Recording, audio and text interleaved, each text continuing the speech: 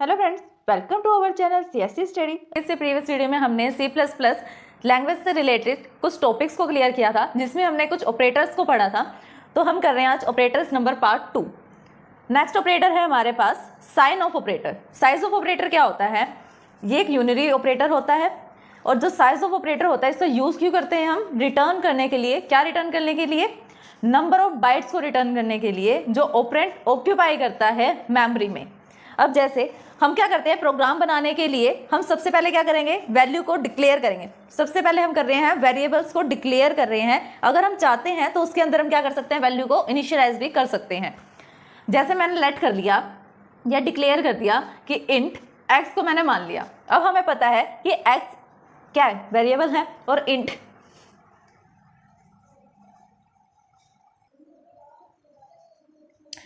का साइज क्या होता है? 2 बाइट्स का। तो ये मेमोरी में कितना स्पेस लेगा? ये स्पेस लेगा 2 बाइट्स का। तो जो भी वैल्यू स्टोर होगी वो इसके अंदर स्टोर होगी, और इसका नेम क्या रखा है हमने? एक्स नेम रखा है। अब मैं चाहूं कि मुझे ये पता करना है कि हमारे कंपाइलर के अकॉर्डिंग इंट का साइज क्या है, क्योंकि कई बार कंपाइलर के अकॉर्डिंग किसी कंपाइलर में 2 बाइट होता है और किसी कंपाइलर में इसका साइज 4 बाइट होता है। अगर हमें पता करना है कि मेमोरी में ये कितना स्पेस ले रहा है, तब हम क्या कर सकते हैं? साइज ऑफ ऑपरेटर का यूज कर सकते हैं। हम किस किस का साइज निकाल सकते हैं इसके according? The operand could be a variable. जो भी हम ऑपरेंड ले रहे हैं जिसका हमें साइज निकालना है, वो कोई वेरिएबल भी हो सकता है, कोई कांस्टेंट भी हो सकता है, और कोई डेटा टाइप भी हो सकता है। तो ये है हमारा सिंटैक्स। सिंटैक्स है इसका कि एन एक कोई भी वेरिएबल हो सकता है, कोई भी अनदर वेरिएबल, जिसके अंदर हम क्या कर रहे हैं? साइज ऑफ ऑपरेटर का आउटपुट स्टोर कर रहे हैं। साइज ऑफ ऑपरेटर हम लिखेंगे, ब्रैकेट में हम क्या देंगे? इसका आर्ग्यूमेंट देंगे। और आर्ग्यूमेंट में एज आर्ग्यूमेंट हम क्या दे रहे हैं? जब हमें किसी वेरिएबल का या कांस्टेंट का साइज पता करना है तब हम लिखते हैं यहाँ पर वेरिएबल या कांस्टेंट। जब हमें किसी डेटा टाइप का साइज को पता करना है तब हम यहाँ पर क्या लिखेंगे? Data type. फॉर एग्जाम्पल मैंने लिखा कि n is equals to size of, data type ले लिया मैंने इंट और सेमीकोलन। तो ये क्या देगा मुझे? क्या आउटपुट देगा? n में क्या स्टोर हो जाएगा? इंट का जितना भी साइज होगा वो स्टोर हो जाएगा। नेक्स्ट ऑपरेटर है हमारे पास बिटवाइज ऑपरेटर। बिटवाइज ऑपरेटर क्या करता है? They are use to manipulate the data as a bit level. जिस मशीन लेवल पे कंप्यूटर काम करता है बिट लेवल पे, उसको मैनिपुलेट करने का काम कौन करता है? हमारा बिटवाइज ऑपरेटर करता है, जो कि क्या है? इंपॉर्टेंट भी है। इसके अंदर कौन से ऑपरेटर्स आते हैं हमारे पास? Bitwise and, bitwise or, bitwise exclusive or या XOR, ones complement, left shift and right shift. ये कुछ ऑपरेटर्स हैं जो किसके अंडर में आते हैं? हमारे पास बिटवाइज ऑपरेटर के अंडर में। जैसे कि हमने लॉजिकल ऑपरेटर की टेबल रीड की थी, वैसे ही हमारे पास क्या है? बिटवाइज ऑपरेटर की भी टेबल है। A की वैल्यूज है, B की वैल्यूज है। जैसे इसमें था कि 2 की पावर 2, मतलब हमारे पास कितने पेयर्स बनेंगे? 4 पेयर बनेंगे, और 4 ही पेयर है। पहला हम कर रहे हैं बिटवाइज एंड। इसके अकॉर्डिंग क्या होता है? बिल्कुल एंड ऑपरेटर की तरह होता है। जब तक हमारे पास दोनों बिट A और B दोनों की वैल्यू 1 नहीं हो जाती, तब तक ये क्या नहीं होगा? 1 नहीं होगा। नेक्स्ट है हमारे पास A और ऑपरेटर। और ऑपरेटर मतलब बिटवाइज और ऑपरेटर, ये भी और की तरह ही काम करता है कि 0 और 0 पे तो ये क्या देगा? 0 वैल्यू देगा। अदरवाइज इसके में अगर A की वैल्यू या B की वैल्यू, कोई भी एक वैल्यू 1 हो जाती है तो क्या होता है? हमारा आउटपुट 1 आ जाता है। नेक्स्ट हम कर रहे हैं और XOR ऑपरेटर। इसके अंदर क्या होता है? जब हमारे पास दोनों वैल्यू सेम होती हैं, जैसे 0 0 हो या 1 1 हो, तब तो आता है 0। अदरवाइज दोनों अलग अलग हो, डिफरेंट वैल्यूज हो A और B की, तब आता है हमारे पास 1। नेक्स्ट ऑपरेटर है हमारे पास स्कोप रिजोल्यूशन ऑपरेटर, जो कि C में नहीं है और C से एडवांस C++ में है। क्या काम होता है इस ऑपरेटर का? क्यों हमने इसको यूज किया? It is use to access the hidden variable. ये क्या करता है? जो हमारे पास हिडन वेरिएबल्स होते हैं उन्हें एक्सेस करने में हेल्प करता है। हिडन वेरिएबल्स मतलब जहां पर हम उसे एक्सेस नहीं कर पाते। अगर हमें किसी भी वेरिएबल को ग्लोबली एक्सेस करना है, जैसे हमने वेरिएबल्स के टाइम में पढ़ा था, कौन से होते हैं? Local, global and static. जब हमें ग्लोबल वेरिएबल को एक्सेस करना है तब हम किसका यूज करेंगे? स्कोप रिजोल्यूशन ऑपरेटर का। और किस किस काम में इसका यूज होता है? Use to define the member function. Member function को डिफाइन करना है जब हमें आउटसाइड द क्लास, क्लास से बाहर, जब हमें मेंबर फंक्शन को मतलब फंक्शंस को बाहर जाके आउटसाइड द क्लास डिफाइन करना है, तब हम किसका यूज करेंगे? स्कोप रिजोल्यूशन ऑपरेटर का। नेक्स्ट यूज क्या है इसका? Use to access the static variables. Static variables और स्टैटिक मेंबर फंक्शंस को यूज करने के लिए हम क्या करते हैं, स्कोप रेजोल्यूशन ऑपरेटर का यूज करते हैं। इससे हम एग्जांपल देख रहे हैं बाय द प्रोग्राम। फर्स्ट हम क्या करते हैं, जैसे हमें पता है प्रोग्राम लिखने के लिए C++ में हम कौन सी हेडर फाइल का यूज करते हैं, कौन सी हमारे प्रोग्राम में लाइन नंबर 1 होती है, वो होती है #include iostream.h। .h एक्सटेंशन जैसे कि मैंने आपको पहले भी बताया था, किसी किसी कंपाइलर में .h की हमें नीड होती है और किसी किसी में नीड नहीं होती है। अगर हम लगा देते हैं तो कई बार एरर आ जाता है। दूसरा हम कौन सी हेडर फाइल यूज कर रहे हैं, conio.h, जिसे हम बोलते हैं console input output header file. इसके अंदर हमें क्या यूज करना पड़ता है, .h का यूज करना पड़ता है। फिर हमने क्या लिया, एक ग्लोबल वेरिएबल बनाया। ग्लोबल वेरिएबल का मतलब होता है कि प्रोग्राम में वो कहीं पे भी डिफाइन हो, कहीं पे भी इनिशियलाइज हो, डिक्लेयर हो, हम उसको एक्सेस कर सकते हैं। कितने भी फंक्शंस क्यों ना बने हो पूरे प्रोग्राम में, उसको हम कहीं से भी एक्सेस कर सकते हैं। हमने क्या किया, m नाम से एक वेरिएबल लिया, उसको 30 वैल्यू दे दी, मतलब एक बॉक्स लिया हमने। मेमोरी में कैसे बॉक्स की फॉर्म में स्टोर होता है, जिसका नाम हमने दिया m और उसको वैल्यू क्या असाइन कर दी हमने 30। और ये किस टाइप का है, इंटीजर टाइप का।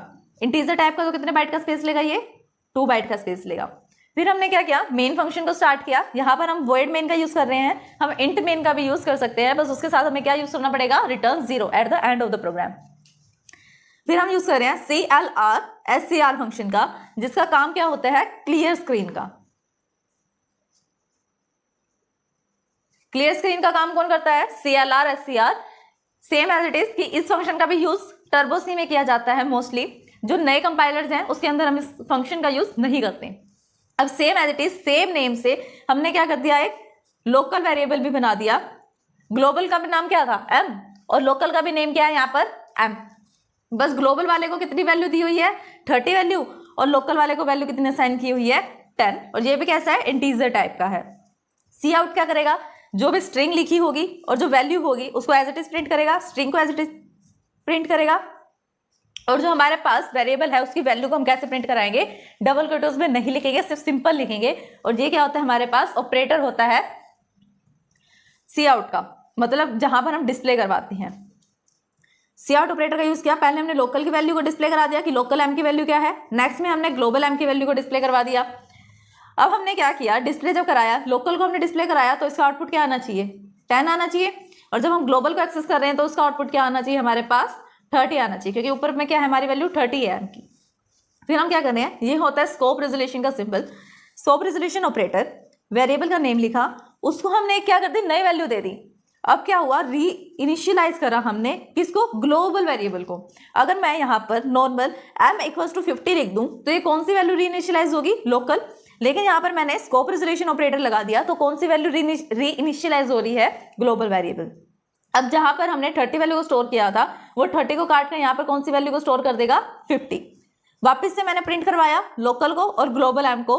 तब लोकल को हम प्रिंट कर रहे हैं तो लोकल को अभी भी क्या आ रहा है, 10 ही आ रहा है। जब ग्लोबल को प्रिंट करेंगे तो 30 की जगह वो कौन सी वैल्यू देगा हमें, 50। नेक्स्ट हम कर रहे हैं precedence in C++ operators. Precedence and associativity table in C++ operators.